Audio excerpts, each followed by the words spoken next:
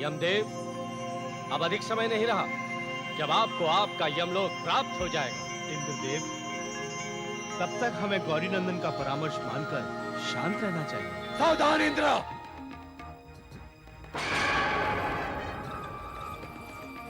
यदि हमारा उचित परामर्श मानो तो अति शीघ्र इंद्रासन हमें सौंपकर चले जाओ, अन्यथा जग हसाई के लिए तैयार हो जाओ। त्रिपुरासुर, तुम्हारा यह दुस्साहस कि हमारे ही लोक पर आकर हमें ललकारने की धृष्टता करो। इंद्र, दैत्य सम्राट त्रिपुरासुर का आदेश मानो और इंद्रलोक छोड़कर चले जाओ, और हमारे आदेश की अवहेलना करने का दुस्साहस भी कभी ना करना, अन्यथा त्रिपुरासुर सब कुछ सहन कर सकता है, परंतु अपने आदेश की अवहेलना कदापि सहन नहीं कर सकता। त्रिपुरासुर, तुम्हारा आदेश देवादिदेव महादेव के मुख से निकला आदेश नहीं, जिसकी अवहेलना करने से सारी सृष्टि समाप्त हो जाएगी। और तुम तारकाक्ष, गौरी नंदन के समझाने से भी नहीं समझ सके जो तुम्हारी मृत्यु तुम्हें यहाँ खींच के लाई है। किसकी मृत्यु किसे कहाँ खींच कर लाई है, ये तो समय ही बताएगा। अग्नि, अग्निदेव, हम उस गजमुखी गणेश के समझाने से यहाँ से नहीं गए थे, अपितु हमने उस बालक गणेश को चेतावनी दी थी कि हमारे पिताश्री शीघ्र ही हमें इंद्रासन पुनः लौटा देंगे। और आज ये दैत्य राज तारकासुर अपने पुत्र की अभिलाषा पूर्ण करने के लिए यहाँ आया है, अतः हमारी बात मानो और इंद्रलोक हमें सौंप दो। दुष्ट तारकासुर, हमारे रहते इंद्रासन प्राप्ति की अभिलाषा छोड़ दो। तारकासुर, लगता है तुम्हारा काल शिवान से नहीं हमारे हाथों लिखा है। ये लो अपनी धृष्टता का दंड। ओम गं गणपतये नमः, ओम गं गणपतये नमः।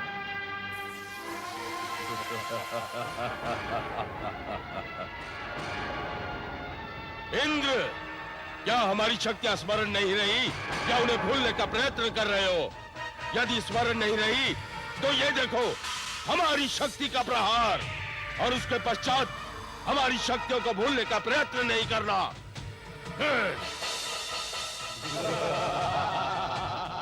दुष्ट तारकासुर, इंद्रदेव की ओर इंगित करके छल से हम पर प्रहार करते हो और अपनी शक्तियों का बखान करते हो। यदि साहस है तो हम पर पुनः प्रहार करके देखो तारकासुर। तुम्हारे पिताश्री को प्रहार करके अपना साहस दिखाने की आवश्यकता नहीं है। ये लो, हमारा प्रहार सहन करो। तारकाक्ष, आज के पश्चात तुम्हें जीवन पर्यंत साहस दिखाने की आवश्यकता नहीं पड़ेगी। ये लो इंद्र का सर्वशक्तिशाली वज्र प्रहार, जिससे तुम्हारा जीवन ही समाप्त हो जाएगा। पुत्र तारकाक्ष, चिंतित न हो, ये तुम्हारे लिए नहीं हमारे लिए है। ओम गं गणपतये नमः, ओम गं गणपतये नमः। अब तुम्हारा कौन सा ऐसा अस्त्र शस्त्र है जिसका प्रहार तुम्हें करके दिखाना है? इंद्र, करो प्रहार, हमारे समक्ष सब नतमस्तक हो जाएंगे। दैत्य सम्राट, अब ये नहीं, हम प्रहार करेंगे और इन सबको बंदी बना के कारागार में डाल देंगे। देवेंद्र, इनके समक्ष ठहर पाना संभव नहीं है। हमारा कोई भी प्रहार इनका अनिष्ट नहीं कर पा रहा है। हाँ इंद्रदेव, यहाँ तक कि आपके वज्र के प्रहार को भी इन्होंने सहजता से असफल कर दिया। तो हमें क्या करना चाहिए? देवेंद्र, गौरी नंदन के समक्ष जाने के अतिरिक्त और कोई उपाय नहीं है। इंद्र, अब हम ऐसा प्रहार करेंगे जिसके पश्चात ये युद्ध ही समाप्त हो जाएगा, तो हम तुम्हें बंदी बना लेंगे।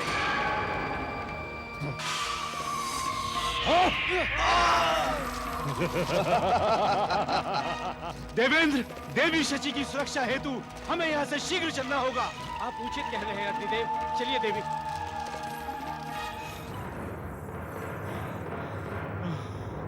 इस सम्मान का बदला हम अवश्य लेंगे तारकासुर। तुमने हमारा इंद्रासन हमसे छीन लिया है, इसका प्रतिशोध हम अवश्य लेंगे।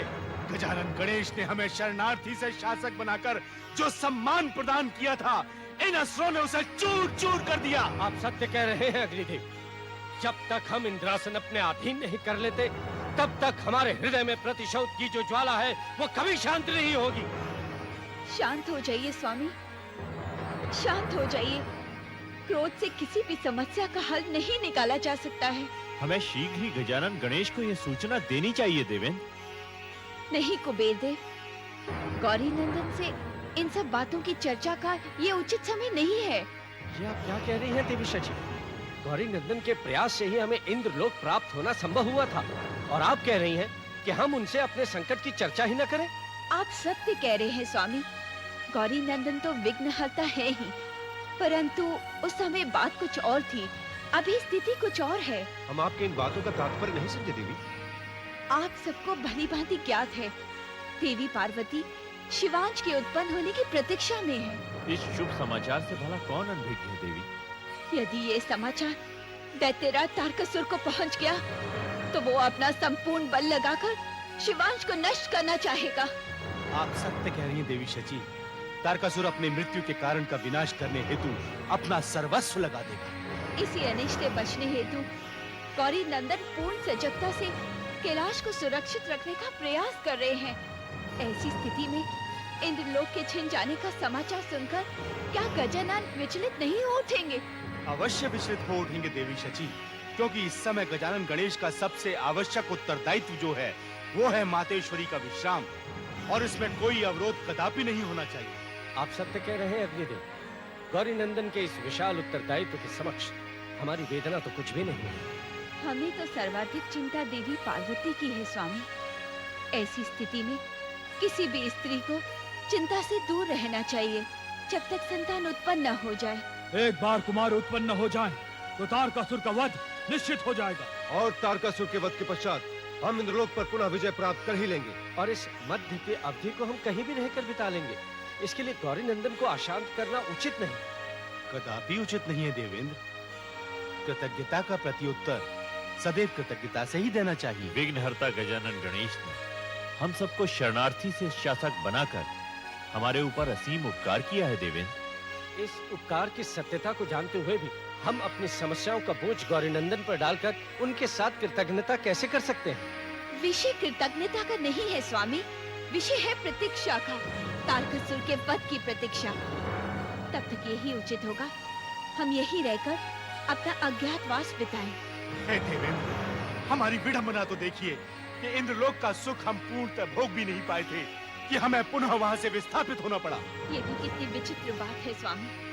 हमें पूर्णतः ज्ञात है कि गौरी नंदन के गदा के एक प्रहार से तारकाक्ष भयभीत होकर पलायन कर जाएगा, परंतु हम अपनी मर्यादाओं के हाथों विवश हैं। गजानन से इसकी चर्चा भी नहीं कर सकते। हम तो यमलोक प्राप्त करने का स्वप्न देख रहे थे देवी शची, परंतु अब हमें वनों और कंदराओं में समय व्यतीत करना होगा। वो शुभ दिन अब संभवतः दूर नहीं, जब तारकासुर का वध और इंद्रासन की प्राप्ति का शुभ समाचार हमें शीघ्र प्राप्त होगा। पुरोहित, राज तिलक की तैयारी करो। जो आज्ञा दैत्यराज। दैत्य सम्राट, इंद्रासन आपकी प्रतीक्षा कर रहा है। दैत्यराज तारकासुर, ये आप क्या कह रहे हैं? हम उचित कह रहे हैं दैत्य सम्राट। इंद्रासन की पुनः प्राप्ति आप ही के कारण संभव हुई है, अतः इस पर आप ही का अधिकार है। नहीं दैत्यराज तारकासुर, दैत्य सम्राट होने के नाते इंद्रासन पर पुनः अधिकार करना हमारा उत्तरदायित्व था, परंतु इसका उत्तराधिकारी पुत्र तारकाक्ष है, अतः सिंहासन पर तारकाक्ष को ही बैठना चाहिए। आओ पुत्र तारकाक्ष। मंगलम भगवान विष्णु, मंगलम गरुड़ ध्वजा, मंगलम पुंडरीकाक्षाय, मंगलायो तनोहरि, सर्व मंगल मांगले शिवे, सर्वार्थ साधिके। अपमान! घोर अपमान! दुष्ट पुरोहित, हमारे समक्ष तुमने विष्णु के नाम के मंत्रों का उच्चारण करने का दुस्साहस कैसे किया? पुत्र तारकाक्ष के राज तिलक के समय किसी विष्णु या शिव का नहीं, हमारे मंत्रों का उच्चारण करना चाहिए। बोलो पुरोहित, ओम त्रिपुराय नमः। पिताश्री, पिताश्री! आओ कमलाक्ष, हम तो इंद्रासन पर विजय की सूचना तुम्हें भिजवाने वाले थे। अच्छा हो तुम स्वयं आ गए। आओ, तुम भी अपने भ्राताश्री के राज तिलक का उल्लास मनाओ। बंद कीजिए ये राज तिलक का उल्लास करते सम्राट। कमलाक्ष! यदि तुम राज के पुत्र नाम देव, तो इस धृष्टता का दंड तुम्हारा शिष्य तुम्हारे दर से अलग करके मिल गया होता। क्षमा कर दैत्य सम्राट। क्या बात है कमलाक्ष, तुम इतने अधीर क्यों हो? भ्राताश्री, उधर कैलाश पर पिताश्री का काल उत्पन्न होने की तैयारी में है और इधर आप अपने राज तिलक का उत्सव मना रहे हैं। क्या शिवांश उत्पन्न होने वाला है? शिवांश नहीं, पिताश्री का काल का हो काल। किंतु आपको चिंतित होने की कोई आवश्यकता नहीं है। आपको तो आपका इंद्रासन प्राप्त हो ही गया ना। अब पिताश्री रहे या ना रहे, आपको लेश मात्र भी चिंता करने की कोई आवश्यकता नहीं है। कमलाक्ष, अपने जिह्वा को अपने वश में रखो, अन्यथा अन्यथा अन्यथा ये कमलाक्ष इंद्रलोक विजय की भेंट चढ़ जाएगा तो चढ़ जाने का भेंट। कमलाक्ष, शांत हो जाओ पुत्र, शांत हो जाओ। नहीं पिताश्री, जब माता श्री के बारंबार समझाने पर भी भ्राता श्री ने इंद्रलोक विजय की हट नहीं छोड़ी और उधर शनि देव ने क्रोधित होकर संपूर्ण दैत्य साम्राज्य का काल निश्चित कर दिया है। शिवांश उत्पन्न होने वाला है पिताश्री, शिवांश। शिवांश उत्पन्न होने वाला है ना। शिवांश उत्पन्न तो नहीं हुआ और जो उत्पन्न ही नहीं हुआ उससे भयभीत होने की आवश्यकता ही क्या है? और दैत्य सम्राट के रहते हुए शिवांश उत्पन्न होगा भी नहीं। ये सूचना सत्य है या मिथ्या, ये भी जानना तो आवश्यक है। नहीं पिताश्री, ये समाचार मिथ्या नहीं, संपूर्ण सत्य है। कैलाश पर पुरोजन संस्कार मनाया जा रहा है। क्या पुरोजन संस्कार?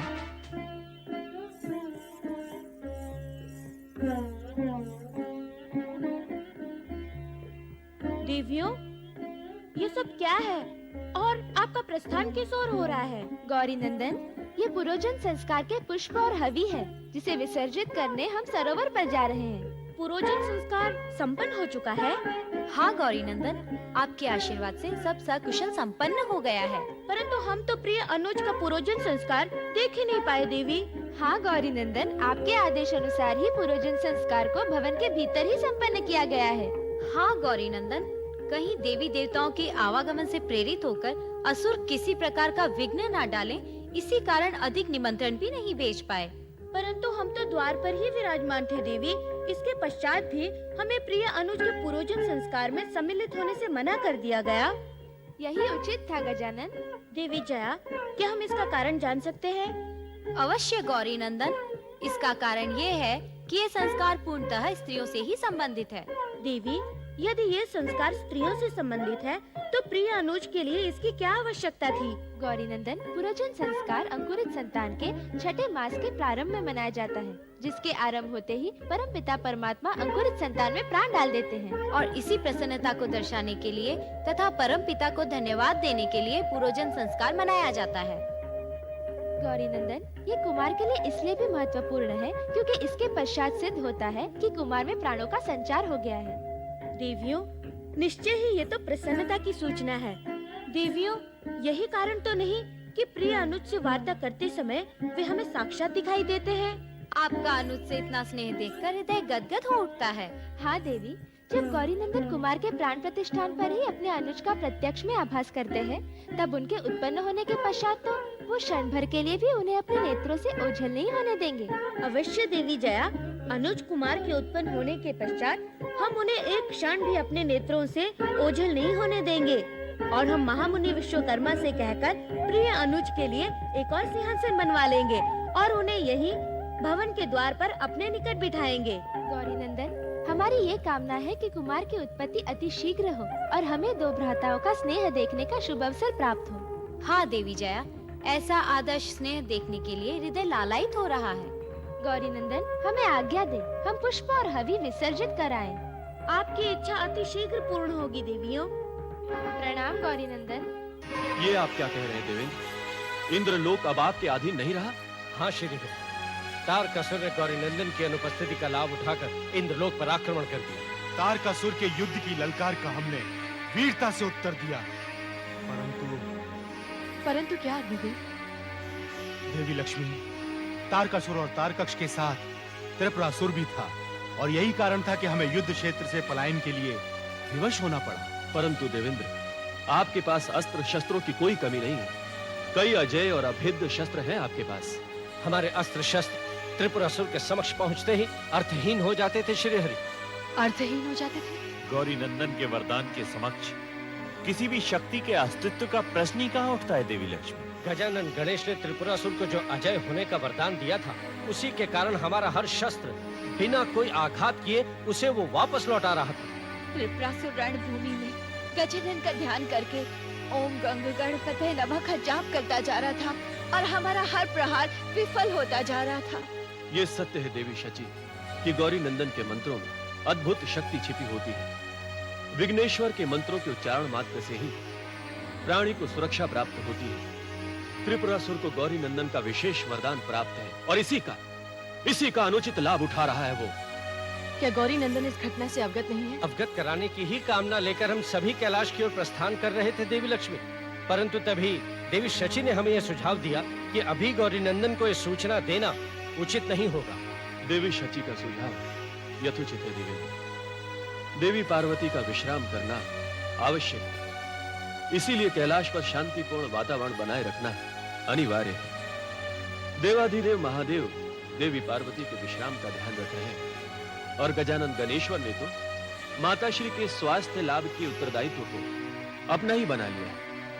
गजानन गणेश्वर के नन्हे कंधों पर कई महत्वपूर्ण उत्तरदायित्व हैं, इसलिए उनकी एकाग्रता को अवरोधित करना उचित नहीं है देवेंद्र। यही मनन करके हमने गौरी नंदन को इंद्रलोक की सूचना से अनभिज्ञ रखने का सुझाव दिया था। श्री हरि विष्णुदेव, समय की यही मांग थी। समय की मांग को समझकर आपने अपनी बुद्धि विवेक का परिचय दिया है देवी शची। इस समय शिवांश की उत्पत्ति अत्यंत महत्वपूर्ण है। ऐसे समय में गजानन गणेश्वर को अशुभ सूचना देना, उनके ध्यान को विभाजित करना। हाँ श्री, गजानन गणेश को अशांत करना कदापि उचित नहीं। अभी तारकासुर का वध अति आवश्यक है। आप सत्य कह रहे हैं पवन देव। तारकासुर का वध हो जाएगा तो हमें स्वतः ही इंद्रलोक और यमलोक वापस मिल जाएगा। यमलोक और इंद्रलोक ही नहीं, यमदेव, समस्त ब्रह्मांड से असुरों का साम्राज्य समाप्त हो जाएगा। इन्हीं बातों को ध्यान में रखते हुए ब्रह्मदेव ने सुझाव दिया था कि शिवांश को इतना पराक्रमी और बलशाली बना देना होगा कि नन्ही सी उम्र में ही वो बालक तारकासुर के वध के योग्य हो जाए। परमपिता की कामना तो संपूर्ण ब्रह्मांड के हित में है श्रीहरि। ये भी ब्रह्मदेव की कामना थी कि त्रिदेवों का ओज शिवांश में निरूपित हो जाए। इसलिए ब्रह्मदेव ने अपना सात्विक अंश प्रदान किया और हमने अपने विक्रम स्वरूप का अंश शिवांश को प्रदान किया। देवाधिदेव महादेव ने अपना तेज शिवांश में निरूपित किया। अब इसमें कोई संदेह नहीं कि उत्पन्न होने वाला बालक अत्यंत बलशाली और अद्भुत पराक्रमी होगा। अद्भुत पराक्रमी का अर्थ है तारकासुर के विनाश की संपूर्ण संभावना। तारकासुर के विनाश का अर्थ है असुर राज का समापन और देवताओं के राज का प्रारंभ, अर्थात इंद्रलोक हमें स्वतः ही प्राप्त होगा। यदि नहीं भी प्राप्त हुआ तो तारकासुर की अनुपस्थिति में तार कक्ष को अपदस्थ करना हमारे लिए कोई कठिन कार्य नहीं होगा। श्री हरि, अभी हमारे समक्ष जो शक्तिशाली अवरोध है वो है मात्र तारकासुर। और चिंता की बात यह है कि तारकासुर का आत्मविश्वास अभी अपने सर्वोच्च शिखर पर है। जब भी किसी प्राणी के हृदय में अपनी शक्ति का विश्वास पनपने लगता है तो उसका आत्मविश्वास बढ़ जाता है, परंतु जब प्राणी में विनाशकारी प्रवृत्तियां उत्पन्न होने लगती हैं तो उस प्राणी का विनाश अवश्यंभावी हो जाता है। तारकासुर का यह मद उसे अपने अंत की ओर खींच रहा है। प्रणाम काकाश्री। आयुष्मान भाव। आओ पुत्रों, हमें विश्वास है कि तुम इंद्रलोक की विजय की प्रसन्नता का समाचार लेकर आए हो। पुत्र तारकाक्ष, इंद्रलोक की विजय की प्रसन्नता व्यर्थ सिद्ध होगी काकाश्री जब आप उसके साथ पिताश्री के काल की उत्पत्ति का समाचार सुनेंगे। पुत्र तारकाक्ष, जानते भी हो कि तुम किसके विषय में बात कर रहे हो? भ्राताश्री सत्य कह रहे हैं काकाश्री। पिताश्री का काल शिवांश उत्पन्न होने वाला है। पुत्र कमलाक्ष, इस प्रकार की बातें करते हुए तुम्हें लज्जा आनी चाहिए। ये व्यर्थ का समाचार तुम्हें किसने दे दिया? काकाश्री, प्रथम सूचना के पश्चात हमने भी इसे व्यर्थ ही समझा था, परंतु जब हमने कैलाश पर जाकर स्वयं इसकी पुष्टि की और शिवांश की उत्पत्ति की प्रसन्नता में प्रोजन संस्कार होते हुए देखा तो हमारा हृदय विचलित हो उठा। नहीं कमलाक्ष, ये संभव नहीं हो सकता। शिवांश अभी कैसे उत्पन्न हो सकता है? काकाश्री, ये सब शनि की वक्र दृष्टि के कारण हुआ है और संभव हुआ है भ्राता तारकाक्ष की हट के कारण। तारकाक्ष, तुम्हारे बड़े भ्राताश्री हैं, इसलिए कोई भी बात करते समय ये स्मरण रखा करो। और फिर पुत्र तारकाक्ष ने ऐसा क्या कर दिया है कि त्रिलोक विजेता तारकासुर की काल की उत्पत्ति का कलंक तुम इस पर लगा रहे हो? काकाश्री, गुरुदेव विश्वरूप, माताश्री और शनि देव के स्पष्ट मना करने के पश्चात भी ना भ्राता तारकाक्ष इंद्रलोक प्राप्ति की हट करते और ना ही शनि देव रुष्ट होकर अपनी दृष्टि का प्रकोप पिताश्री पर डालते। तब क्या स्वयं शनि देव ने भी इंद्रलोक पर आक्रमण करने के लिए मना किया था? नहीं काकाश्री, शनि देव ने हमें इंद्रलोक पर आक्रमण करने के लिए मना नहीं किया था। अपितु उन्होंने तो ये कहा था कि वो अपनी अशुभ दृष्टि शीघ्र असुर साम्राज्य पर से हटा लेंगे। वे हमसे अत्यंत प्रसन्न थे। परंतु ये तो स्पष्ट किया था कि कोई भी आक्रामक गतिविधि असुर साम्राज्य की ओर से नहीं होनी चाहिए। कमलाक्ष, इस तरह बार बार हमें प्रताड़ित करने की चेष्टा न करो। शांत हो जाओ, शांत हो जाओ तुम दोनों। ये समय एक दूसरे पर आरोप प्रत्यारोप करने का नहीं है। यदि ये समाचार सत्य भी है कि शिवांश उत्पन्न होने वाला है, तो ये असुर साम्राज्य के लिए सबसे बड़े संकट का समय है और इस संकट का सामना हमें एकजुट होकर करना पड़ेगा। काकासुरी, यदि शिवांश उत्पन्न हो गया तो उसके पश्चात जो संकट उत्पन्न होगा उसका सामना कैसे किया जा सकता है? ब्रह्मदेव के वरदान के अनुसार शिवांशी पिताश्री की मृत्यु का कारक है और शिवांश की उत्पत्ति समस्त दैत्य साम्राज्य के लिए विनाशकारी सिद्ध होगी। तारकाक्ष, हमें इस संकट को किसी भी मूल्य में टालना ही होगा। हमें अतिशीघ्र ऐसा कुछ करना होगा जिससे शिवांश उत्पन्न होने ही न पाए। आप आज्ञा दें, क्या किया जा सकता है? यदि आप कहे तो कैलाश पर आक्रमण कर दे काकासुरी। नहीं तारकाक्ष, कैलाश पर आक्रमण करने का ये उचित समय नहीं है और न ही ये बुद्धिमत्तापूर्ण निर्णय होगा, क्योंकि शिव और गणेश के कैलाश पर रहते वहाँ आक्रमण करना मूर्खता होगी। तो क्या किया जाए काकाश्री? कुछ भी करना पड़ेगा तो तुम्हारे काका काल नेमी करेगा, परंतु अपने दैत्यराज तारकासुर पर मृत्यु का संकट कदापि नहीं आने देगा, भले ही इसके लिए हमें किसी से कोई सहायता ही क्यों न मांगनी पड़े। काकाश्री, उधर पिताश्री शिवांश की उत्पत्ति के भय से नहीं तारकाक्ष, वो तारकासुर हैं, त्रिलोक विजेता हैं, दैत्यराज हैं। उन्होंने किसी से भी भयभीत होना नहीं सीखा, बल्कि उनके नाम से देव, असुर, किन्नर थर-थर कांपते हैं। जब तक तुम्हारा काका काल नेमी जीत है, तुम्हें किसी भी प्रकार से चिंतित होने की आवश्यकता नहीं। काकाश्री, हमें आपकी वीरता और बुद्धिमत्ता पर पूर्ण विश्वास है, परंतु समस्या ये है कि ऐसी विकट परिस्थिति में क्या किया जा सकता है? ऐसी विपदा की घड़ी में दैत्य गुरु शुक्राचार्य भी तो समाधिस्थ है, अन्यथा वो हमें इस संकट को टालने का उपाय बता देते। तारकाक्ष, किसी भी प्रकार शिवांश को समाप्त करके देवताओं पर अंकुश लगाना होगा, अन्यथा यदि एक बार शिवांश उत्पन्न हो गया तो देवताओं का उत्साह बढ़ जाएगा। यदि ऐसा हो गया काकाश्री, तो इंद्र अपने अपमान का प्रतिशोध अवश्य लेगा और निश्चय ही इंद्रलोक पुनः प्राप्त कर लेगा। काकाश्री, इस बार इंद्र मात्र इंद्रासन ही प्राप्त नहीं करेगा, संभवतः वो भ्राताश्री को बंदी न बना ले या कहीं इससे भी अधिक। हमें उस तुच्छ इंद्र का भय दिखाने के स्थान पर विचार करो कि किस प्रकार इस संकट से उबरा जा सकता है और देवताओं को किस प्रकार शिवांश की उत्पत्ति का उत्सव मनाने से रोका जा सकता है। देवेंद्र, समस्त देवताओं के साथ देवी शची को देखकर हमारी प्रसन्नता और भी बढ़ गई है। हे विघ्नेश्वर, प्रसन्नता तो हमारी सहस्त्र गुना बढ़ गई है जब से हमें कैलाश पर एक नए अतिथि के आने का शुभ समाचार प्राप्त हुआ। ऐसे शुभ अवसर पर हम अपना उल्लास रोक नहीं पाए। आपको बधाई देने इंद्रलोक से यहाँ चले आए गौरी नंदन। हे श्री सिद्धि विनायक, आप दुखहर्ता भी हैं और आप सुखकर्ता भी हैं। आप ही के प्रयास से देवी पार्वती का पूर्ण रूपेण विश्राम कैलाश पर संभव हो पाया। पूर्ण विश्राम और मानसिक शांति देवी पार्वती के लिए अत्यंत आवश्यक है। ये भी तो आपके प्रयास का परिणाम है गौरी नंदन कि शिवांश के अंकुरित होने के पश्चात पुरोजन संस्कार भी कुशल पूर्वक संपन्न हो गया। यही नहीं गजानन, इस शिशु को परमपिता ब्रह्मदेव, श्री हरि विष्णु देव और देवादिदेव महादेव के ओज के साथ साथ माता पार्वती की शक्ति का आशीर्वाद भी आपकी दया दृष्टि के बिना संभव नहीं हो पाता। आपकी दया दृष्टि के बिना शिवांश की उत्पत्ति और तारकासुर के वध की तो हम कल्पना भी नहीं कर सकते गजानन। और आपकी कृपा के परिणाम स्वरूप ही हम सभी इंद्रलोक का सुख भोग रहे हैं। इंद्रलोक का सुख? आप किस सुख की और कौन से इंद्रलोक की बात कर रहे हैं देवेंद्र? हमें इतना अनभिज्ञ समझने की भूल न करें।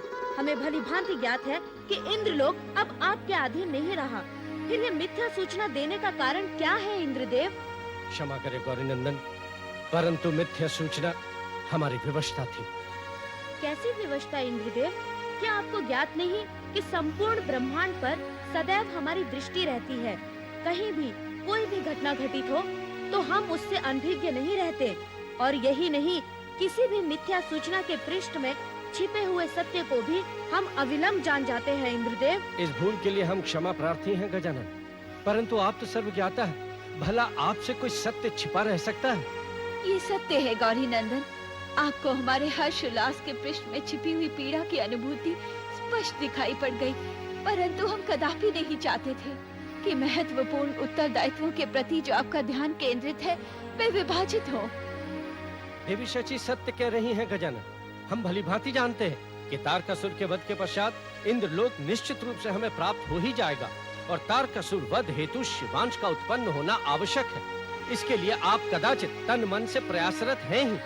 हमारी और आपकी कामना ये कदापि भिन्न नहीं है। यही सोचकर हम मिथ्या का सहारा लेने पर विवश हो गए। इस निर्णय के लिए हमें क्षमा करें गजानन। इस दृष्टिकोण से आपका निर्णय अनुचित नहीं है, आपका निर्णय प्रशंसनीय है। त्रिपुरासुर ने हमारे वरदान का अनुचित लाभ उठाकर ही इंद्रलोक पर आक्रमण करने की चेष्टा की होगी, और आपने इस आक्रमण के विषय में हमें सूचना न देकर अपनी सूझबूझ और अपनी बुद्धिमत्ता का परिचय दिया है। उपयुक्त समय में उपयुक्त कार्य करना ही बुद्धिमानी होती है देवेंद्र, और समय का अनुसरण सदैव शुभ फलदायक ही होता है। अब हमें तारकासुर की मृत्यु की प्रतीक्षा है, और यही हम सब के लिए सर्वस्व शुभ है। तारकासुर के अंत की प्रतीक्षा तो संपूर्ण ब्रह्मांड कर रहा है। उसका अंत अब समीप आ चुका है। अति शीघ्र ही वो अपने जीवन की अंतिम घड़ियां गिनना प्रारंभ कर देगा।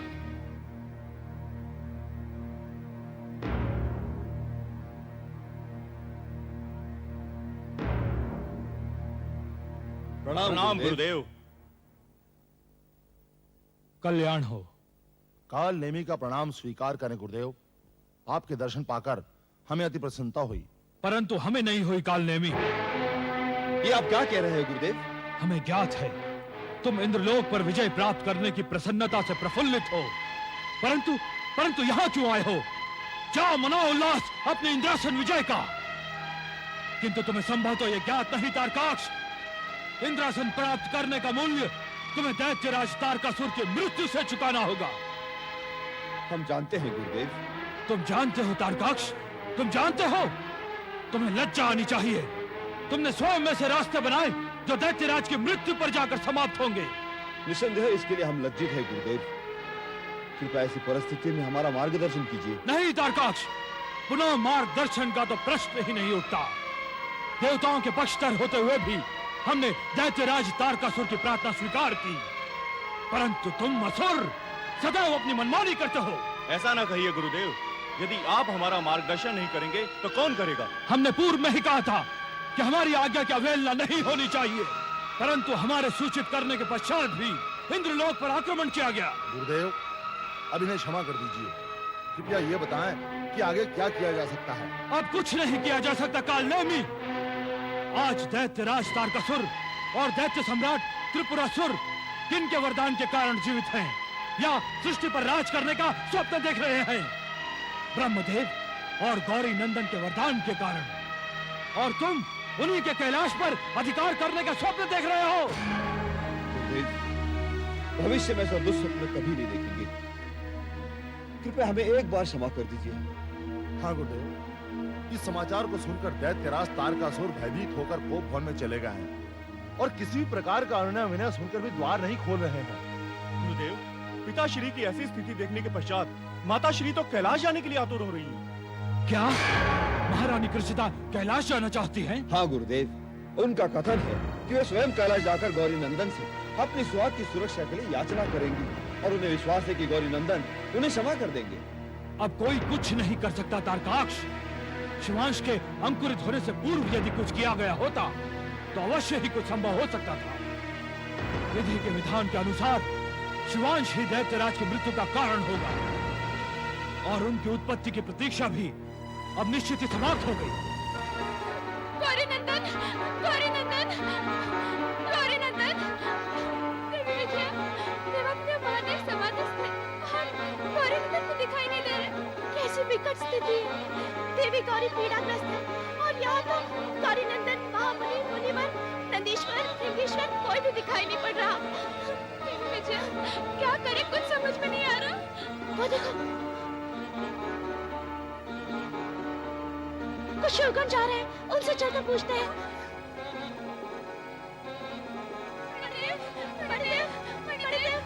मणिदेव, आपने कहीं गौरी नंदन को देखा है? कृपया शीघ्र बताएं, गौरी नंदन कहाँ है? देवी जया, गौरी नंदन तो सरोवर पर है। सरोवर पर? चलो देवी चलो।